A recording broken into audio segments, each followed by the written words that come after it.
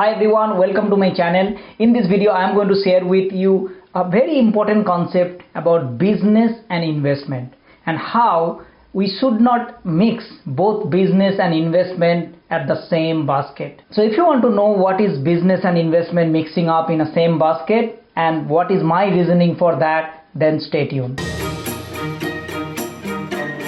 First of all, what is business versus an investment? Investment is something that you buy something, particularly in real estate, you buy a piece of property and you then rent it out to someone. If it is a residential investment, similarly even commercial property also, if you buy something and rent it out, then that is a form of investment, right? So that means you are not doing these things daily, every single day.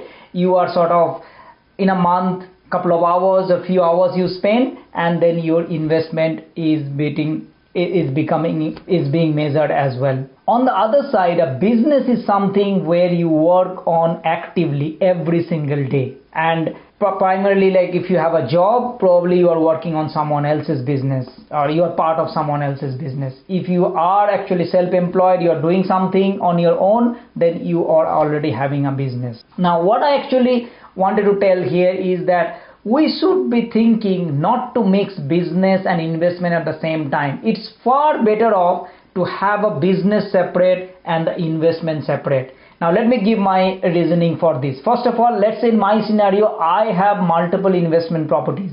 And those investment properties that I have just rented out to single families that is being managed by property manager, and it is in a different cities in fact. Now those are my investment properties and which I call my investment, right? So every single week I get rent and my property manager, they collect rent and all the fixes and everything that I have to do. Of course I have taken from bank, I have taken loan from the bank, and that is form of investment. Every single month maybe I spend few hours just to check the money has come. If there is any maintenance items that is coming, I need to fix, I need to give them authority so that they can fix, and all these things is kind of a passive thing. That is the investment, right? I also have a business which is kind of an active business where what we do is that we provide accommodation to single people, and in that we take a big like 5 or 6 bedroom house, and in that 5 or 6 bedroom house we take permission from the owner or the agent, and then we furnish the house and basically rent it out via an agreement approach, room by room. In Australia, you know that rental crisis is always there because there are not enough houses or enough rooms for single people, particularly somebody who is alone, who is actually looking for a rooms and stay for 6 months, 1 year. They're just working, they're single, they're alone, and they want just a piece of one room. They don't want the whole house because they can't afford the whole house as well, and it's not needed as well. So that's our business model, and this is what we do.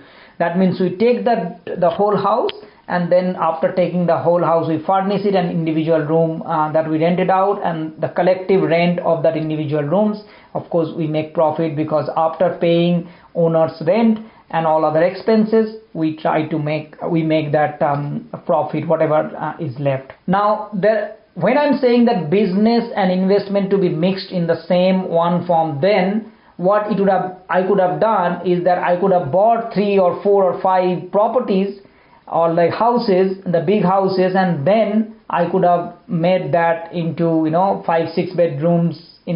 Let's say I could have bought this kind of house and then I could have individually rented out. The problem with this mixture of both business and investment in one go is that in case I'm struggling with my business, which is, let's say for whatever reason, there are some crises, there are some issues, and particularly during COVID time, let's say when people just moved out and suddenly my business was actually a bit of issue because there are lots of vacancies, then the investment is also in a problem because both are commingled into one entity. My business is not making money. That means I will be even struggling to pay rent to the owner. And even though I'm trying to pay the owner the rent, and there is a chance that my investment is also going to be a problem. Whereas if I have two separate things, which is business is separate and investment is separate, it means that the investment, the properties have been rented out separately, and I am actually doing the business on someone else's property. So During COVID time, I actually got a chance to negotiate all the owner that because I'm not able to make money and the rent got reduced. So basically I able on the other side, all of my properties were, in some cases my rents also reduced as well, but this has been tenanted to someone else.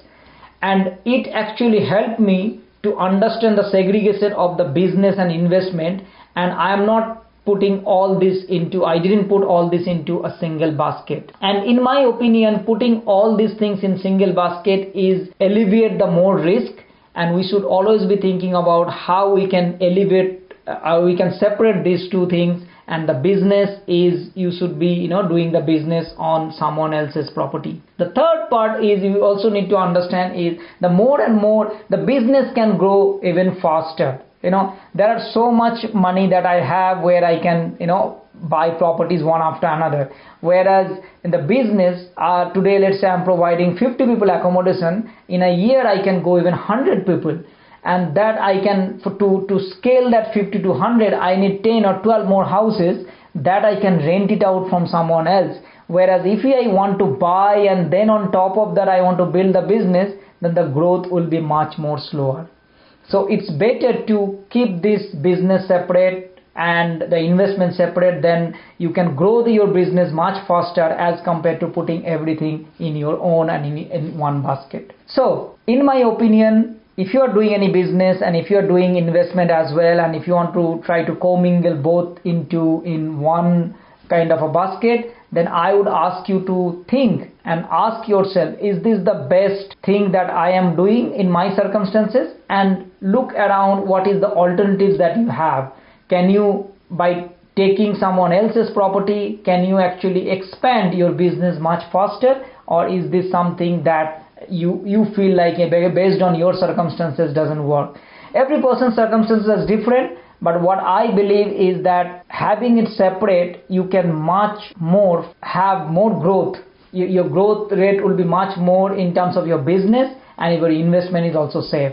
Because if tomorrow something happens, then even though one part is struggling, the other part is not going to be dependent. And this was the case for me, as I said, that because I kept it to separate thing, so it works for me, and I would always do this business and investment separate. I would not mingle this into one entity or in one part.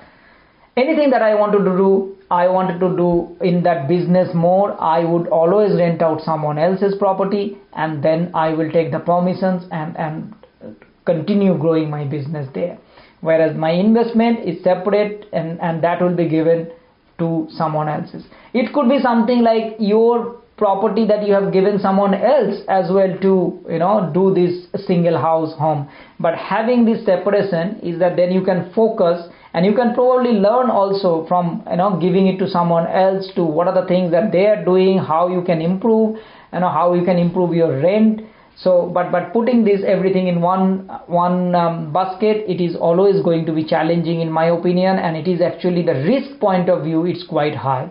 So to minimize the risk, you should be thinking of having it separate as compared to putting everything in one basket. I hope you find this video helpful, is to think about the business and investment, why we should not be putting into one basket. And again, as I'm saying, that it is persons to person. If you find these videos helpful, then consider liking this video, subscribing my channel, and turn the notification bell on, so you get to see more videos like this, and it will also help me to reach out to more people like you. Thank you so much for watching, and I'll see you next time. Bye bye.